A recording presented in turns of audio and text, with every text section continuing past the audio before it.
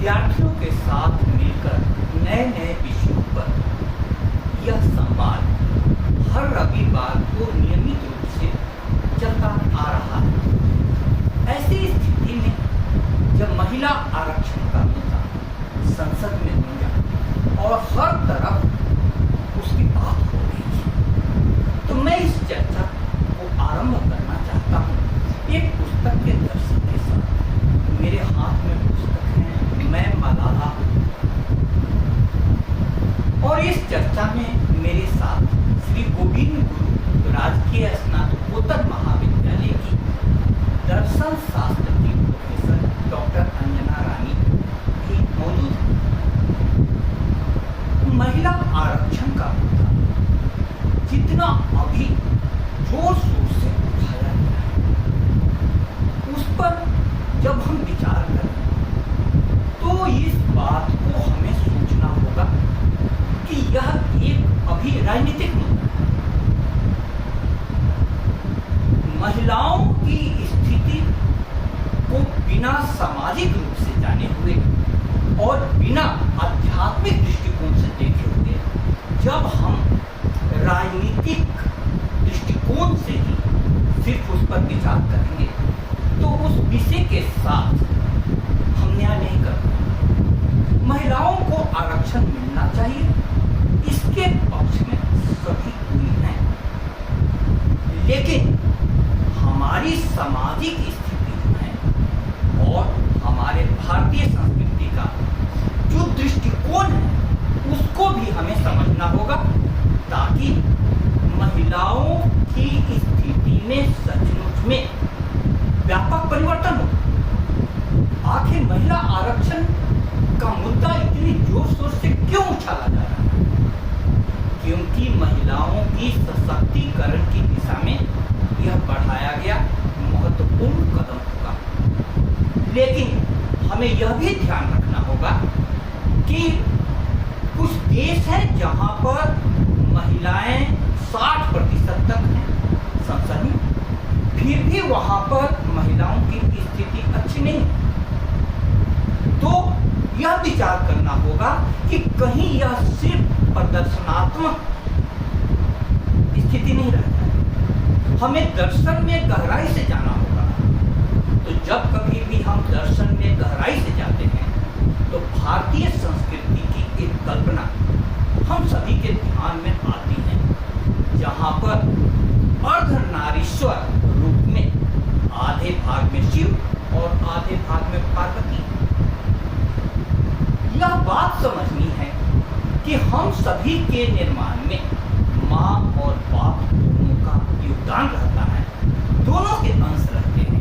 इसलिए विज्ञान आज इस स्थिति में पहुंचा है कि लिंग परिवर्तन संभव है।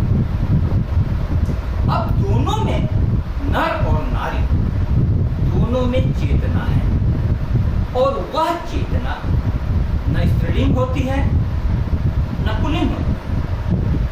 वह चेतना दोनों में है, और उस चेतना की परम अभिव्यक्ति परम चेतना जो आत्मा सब में है, उसकी परम अभिव्यक्ति परमात्मा का जो गुण है वही आत्मा में भी अभिव्यक्त हो। भारतीय संस्कृति का दृष्टिकोण है कि परमात्मा में ओमनीपोटेंट, ओमनीसाइंट और ओमनीप्रेजेंस अर्थात सर्वशक्तिमान, सर्वज्ञ और सर्वव्यापी, व्यापक होने का जो गुण है वह आत्मा में भी मैनिफेस्ट होता है। इसलिए स्वामी विवेकानंद कहते थे कि अमीबा में और सबसे जागृत बुद्ध में अंतर सिर्फ अज्ञान की परतों का है। अमीबा पर अज्ञान की सारी परतें पड़ी हुई हैं और महात्मा बुद्ध ने अपने अज्ञान की परतों को हटा दिया है। महावीर ने इस पर दूसरे दृष्टिकोण से प्रकाश डाला और भी गहरी व्यापक दृष्टिकोण से कि पाषाण में और भगवान में अंतर सिर्फ चेतना की डिग्री का अंतर है। अर्थात पाषाण में चेतना सुषुप्तावस्था में है और भगवान में चेतना जागृतावस्था में। अब महिला आरक्षण पर जब बात चल रही है तो इस पृष्ठभूमि को मैंने इसलिए रखा कि एक तरफ आकाश की ऊंचाइयां हैं और दूसरी दूसरी तरफ हमारी वस्तु स्थिति पाताल की है, क्योंकि इसी देश में भ्रूण हत्या सबसे बड़ी चुनौती है। 5 करोड़ बालिकाएं आज गायब हो गई। आखिर वो कहाँ गए? तो विद्यार्थियों को सरल ढंग से समझ में आए, इसलिए मैं अपनी चर्चा को एक अपनी कविता के माध्यम से शुरू करना चाहता हूँ कि जब बच्ची का घर में जन्म होता है तो स्थिति क्या होती है। मुबारक हो आपके घर लक्ष्मी आई है, यह बधाई है अथवा है यह व्यंग। आखिर पिता की बाँछें खिली क्यों नहीं, क्यों उड़ गया मम्मा के चेहरे का रंग। घर का माहौल इतना भारी भारी क्यों है, थाली बजाने की होती नहीं तैयारी क्यों कोई दौड़ के पास आता नहीं, इस नन्ही सी जान को कलेजे से क्यों लगाता नहीं। यही समाज घर घर में दीप जलाएगा, बड़ी मिन्नतें कर लक्ष्मी को घर बुलाएगा। बड़े अरमान से लक्ष्मी जी मूर्तियों में सजाई जाएंगी, जब जिंदा रूप में आएंगी तो गर्भ में ही गिराई जाएंगी। अब लास्ट में एक प्रश्न मैंने उठाया, क्या ऐसे समाज में कभी शुभ लक्ष्मी आ सकती है, अंतरतम की खुशहाली का कोई दीप जला सकती है। लक्ष्मी पूजा के अवसर पर मैंने यह कविता लिखी। इस समय महिला आरक्षण की पृष्ठभूमि में चर्चा के रूप में मैं इसको प्रस्तुत करता हूँ। जहाँ जन्म से ही उसका स्वागत नहीं होता है, जहाँ घर में उसको बोलने की आजादी नहीं होती, और जहाँ समाज में उसके विचरण पर प्रतिबंध रहता है। ऐसे हालात में यदि कुछ महिलाएं संसद में बैठ भी जाए तो क्या यह वास्तव में महिलाओं का सशक्तिकरण है। एक शिक्षक के रूप हरदेव जोशी राजकीय कन्या महाविद्यालय में मैं हूँ, वहां भी मैं लड़कियों की स्थिति को देखता हूँ, तो मुझे लगता है कि जब तक शिक्षा के क्षेत्र में बहुत बड़ा परिवर्तन नहीं किया जाएगा, दूसरी बात समाज के सोच में बहुत बड़ा परिवर्तन नहीं किया जाएगा, तो महिला आरक्षण का मुद्दा राजनीति ही बना रहेगा। इस पृष्ठभूमि के साथ मैं डॉक्टर अंजना रानी जी से अनुरोध करता हूँ कि वे इस संबंध में अपने प्रश्न या विचार के द्वारा चर्चा को आगे बढ़ाएं। धन्यवाद सर, आपने बिल्कुल सही कहा और आपकी इस बात से मैं पूरी तरह सहमत हूँ कि शिक्षा ही महिलाओं की स्थिति में व्यापक परिवर्तन ला सकती है। क्योंकि राजनीति में कुछ महिलाएं पहुँच भी जाएं तो ठीक है, एक नीति निर्माण में उनकी भूमिका होगी जो सराहनीय कदम होगा, लेकिन ये आवश्यक कदम तो होगा लेकिन पर्याप्त नहीं होगा, ऐसा मेरा मानना है महिला सशक्तिकरण की दिशा में। क्योंकि जब तक महिलाओं को एक इंसान के तौर पर नहीं समझा जाता, उनको कुछ अलग समझा जाता है और उनको हमेशा ऐसा माना जाता है कि सहारे की ज़रूरत है, तब तक महिलाएं अपने विकास की एक पड़ाव पर तो ज़रूर पहुंचेंगी, लेकिन सभी महिलाओं का इससे एक सशक्तिकरण हो जाएगा ऐसा मैं नहीं मानता। अब इस संदर्भ में जैसा आपने कहा कि शिक्षा ही वह माध्यम हो सकती है, तो आप शिक्षा की किस तरह की शिक्षा की बात कहना चाहेंगे महिलाओं के सशक्तिकरण के लिए? धन्यवाद मैम, आपने जो प्रश्न उठाया है कि किस तरह की शिक्षा की, इसलिए मेरे हाथ में जो पुस्तक है मैं मलाला, और यह मलाला नाम की बच्ची पाकिस्तान की और वहाँ पर आतंकवादियों के प्रभाव के कारण शिक्षा पर रोक लगी हुई, खास करके लड़कियों की शिक्षा पर तो इतना प्रतिबंध था कि जब यह बच्ची स्कूल में जाती थी तो धमकी मिलती थी, लेकिन इसने स्कूल जाना नहीं छोड़ा और इसने अपने अनुभवों को अपने डायरी में नोट किया। इसको आतंकवादियों ने गोली मार दी जिंदगी की लड़ाई, जिंदगी की जंग इसने लड़ी और बाद में इसे कैलाश सत्यार्थी जी के साथ संयुक्त रूप से नोबेल पुरस्कार मिला। इस बच्ची की बात मैंने इसलिए उठाई कि आतंकवादियों की जगह में भी शिक्षा के द्वारा इस बच्ची ने वह आत्मविश्वास जागृत किया कि वह उनके साथ लड़ी, जिंदगी की अन्य चुनौतियों के साथ लड़ी और समाज को एक नया रास्ता दिखाई। आज शिक्षा की जो स्थिति है उसको देख करके मैं विशेष रूप से बहुत दुखी हूँ। सिर्फ मैं ही नहीं, मेरे साथ जितने भी नए शिक्षक, खास करके वे नए शिक्षक जिनकी नियुक्ति हुई, वे क्लास लेने के लिए ललायत हैं, लेकिन विद्यार्थी क्लास में नहीं पहुंच रहे। कन्या महाविद्यालय में भी मैं जो हालात देख रहा हूं, एडमिशन बच्चियां ले रही हैं, परीक्षाएं लगातार चल रही हैं, खास करके न्यू एजुकेशन पॉलिसी के बाद सेमेस्टर परीक्षा लागू होने के बाद हर 6 महीने पर प्री टेस्ट हो रहे हैं उनके, लेकिन जिज्ञासा का अभाव हो गया है। एक एप्लीकेशन में एक बच्ची के 21 गलतियां मैंने देखी, 10-12 गलतियां आम हैं, आवेदन पत्र तक लिखना नहीं आता है। दूसरी तरफ यह बच्ची मलाला अपनी शिक्षा के द्वारा उस ऊंचाई पर पहुंची जहां पर पूरे विश्व की निगाहें उस पर जाकर के टिक। तो आपने जो सवाल किया कि किस प्रकार की शिक्षा, वह शिक्षा चाहिए आध्यात्मिक शिक्षा और वैज्ञानिक शिक्षा। सबसे बड़ी हमारे सोच में परिवर्तन का माध्यम क्या बनेगा? शिक्षा। अब किस सोच में परिवर्तन का माध्यम? मनुस्मृति का एक श्लोक है जो कहता है, पिता रक्षति कौमारे। कुमारावस्था में पिता रक्षा करता है, भर्ता रक्षति यौने, जवानी में पति की रक्षा, वार्धक्ये पुत्र पौत्राश्च, और बुढ़ापे में पुत्र और पौत्र रक्षा करते हैं। स्त्री की अंतिम लाइन जो भूली गई है वह बहुत खतरनाक है। न स्त्री स्वातंत्र्य मदति, स्त्री स्वतंत्रता के योग्य ही नहीं है।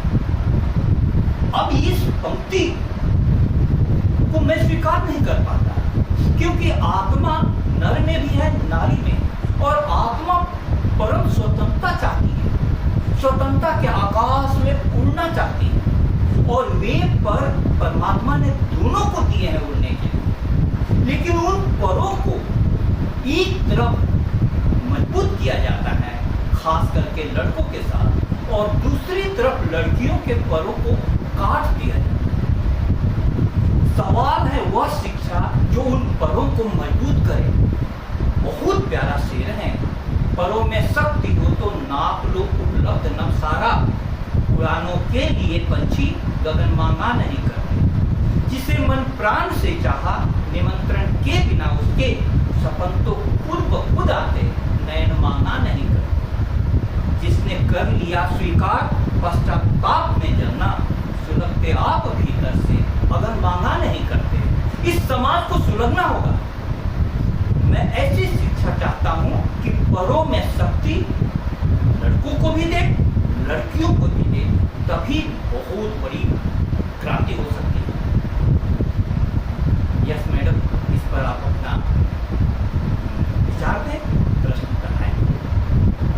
सही कहा है सर आपने, क्योंकि जिन राष्ट्राध्यक्षों को आज हम देख रहे हैं वो राजनीति में भी हैं, पुरुष हैं और शिक्षित भी हैं तथाकथित रूप से, लेकिन उनके जो निर्णय हैं जिनसे पूरा विश्व भयाक्रांत है और पूरे विश्व में एक तरह से तबाही का आलम है।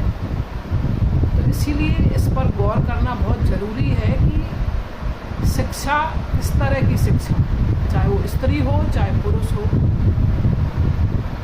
अगर इसी तरह से स्त्री भी यदि पुरुष के समान हो जाएगी तब तो और भी ज़्यादा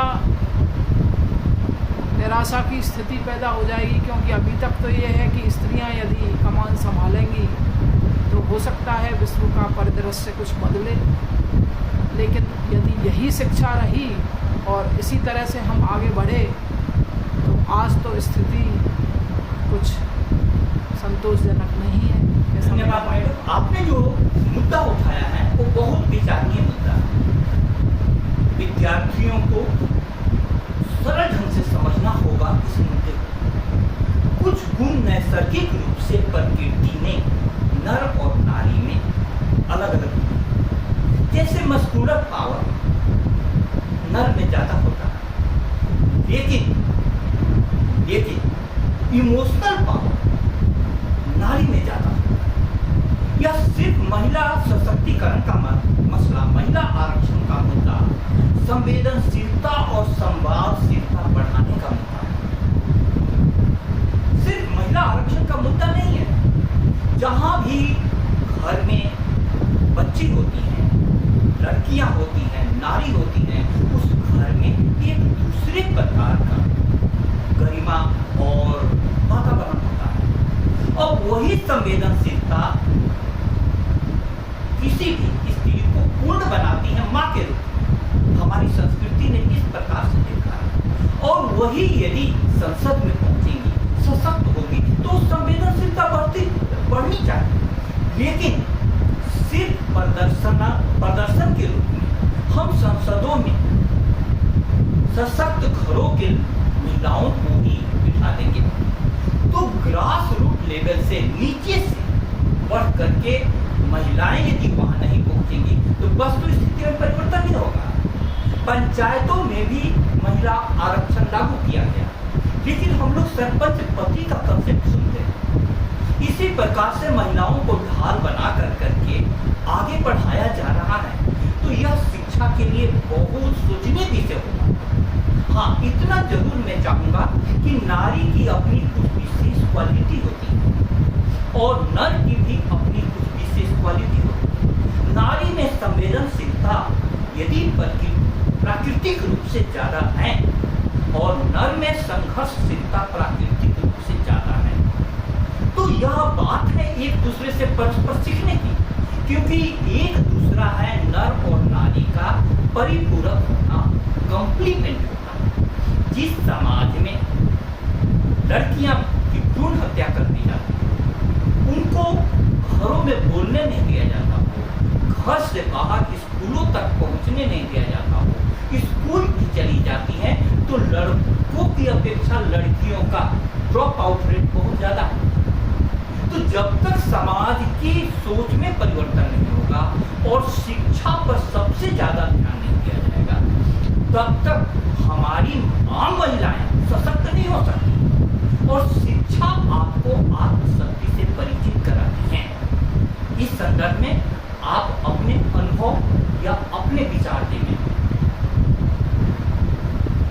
ठीक बात है सर। शिक्षा ही किसी भी, चाहे वो बच्चा हो या बच्ची हो, उसमें एक आत्मविश्वास और एक निर्णय की क्षमता लाने के लिए, सामर्थ्य पैदा करने के लिए शिक्षा ही मेरी दृष्टि में सबसे सशक्त माध्यम है।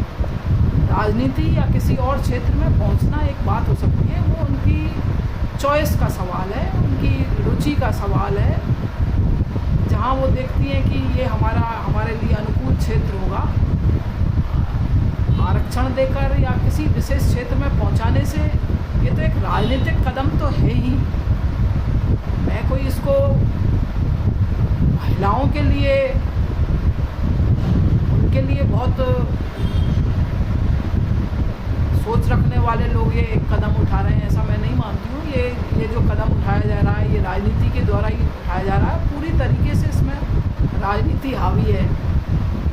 ये तो दिखाने के लिए कि हम महिलाओं के सब अपने अपने तरीके से पैरोकार बनने में लगे हुए हैं, लेकिन महिलाओं को अब इतनी शिक्षा के बाद ये समझ तो आई जानी चाहिए कि हमारे सही में वास्तविक रूप से हमारा हितैषी कौन है।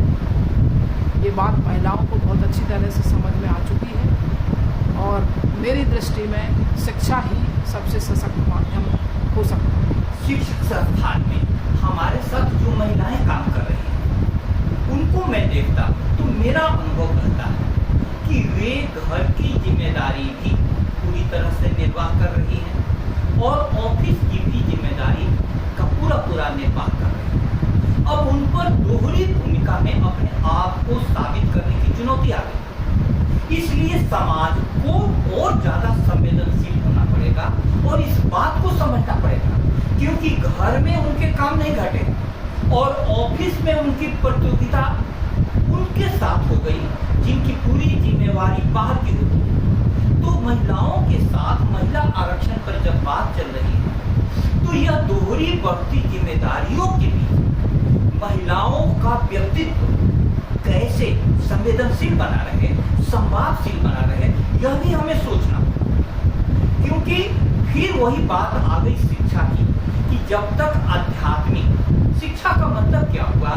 कि आत्मा हम में भी वही है, आत्मा उधर भी वही है। तो हमारी संस्कृति तो कहती है कि सभी प्राणियों में सर्वभूतेषु आत्मवत्, अपने समान देखने वाला, यह पश्यति स पंडितः, जो देखते हैं वही पंडित।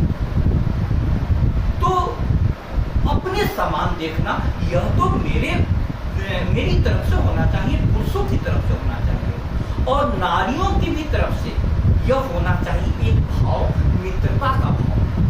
कल्याण मित्र की बात करते थे महात्मा बुद्ध, लेकिन उन्होंने भी नारियों को अपने संघ में प्रवेश करने का अधिकार नहीं दिया। बहुत जोर दिया गया गौतमी जी के द्वारा, तब उन्होंने कहा और उस समय उन्होंने जो बात कही वो गौर करने लायक है कि मैं अब प्रवेश का अधिकार तो देता हूँ, लेकिन यदि ऐसे रहता मेरा संघ तो बहुत दीर्घ काल तक चलता, अब बहुत कम समय तक चलेगा। ओशो ने इस बात पर अपनी तरफ से, बुद्ध की तरफ से माफी मांगी, उनको ऐसा नहीं करना चाहिए। लेकिन बुद्ध मनोविज्ञान को समझते थे। बौद्ध मठों में कुछ कुरीतियां पनपी, वही कुरीतियां हम देख रहे हैं कि राजनीति में भी सामने में आ रही हैं।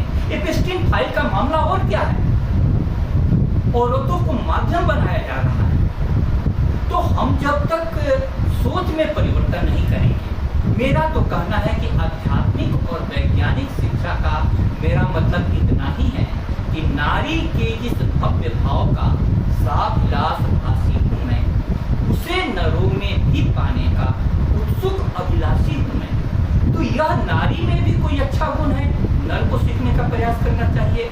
नर में भी कुछ अच्छा गुण है, नारी को भी सीखने का प्रयास करना चाहिए। एक दूसरे से सीखते हुए परस्पर सहयोग से आगे बढ़ाने वाली आध्यात्मिक और वैज्ञानिक शिक्षा, जो कि हमारे औपनिषदिक काल में वेदांतों में जिसकी बात की गई है, जहाँ याज्ञवल्क्य मैत्री संवाद है, जहाँ नर नारी दोनों मिलकर करके संवाद में भाग लेते थे, जहाँ दोनों को शिक्षा का अधिकार था, उस शिक्षा की मैं बात कर रहा हूँ। एक बात जोड़ना चाहती हूँ सर, जैसा आपने महात्मा बुद्ध का कहा कि उन्होंने ये कहा था कि जब नारियों को संघ में प्रवेश मिलेगा तो उनका धर्म कम समय के लिए ही जीवित रह पाएगा।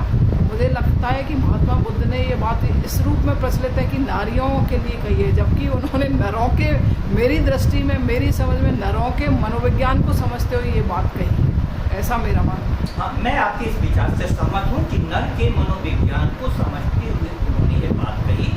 आज हमारा महिला आरक्षण पर जो चर्चा हुई वह इसी बात का संदेश है कि हम इस चीज को समझें कि संसद में सिर्फ महिलाओं के बैठने से गांव कस्बों में रहने वाली महिलाओं की वस्तु स्थिति में परिवर्तन नहीं आएगा।